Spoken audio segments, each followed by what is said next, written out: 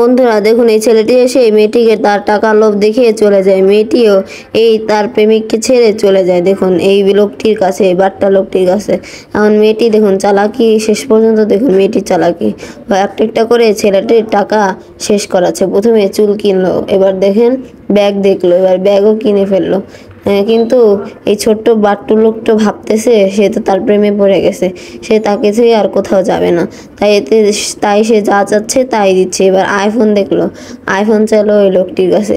লোকটি খুব সুন্দর রাজি হয়ে গেল। দেখেন পুরো অর্ধেক টাকা দিয়ে দিল আইফোনের জন্য। দেখুন তা আবার এই মেয়েটিকে দেখিয়ে দেখিয়ে দিচ্ছে।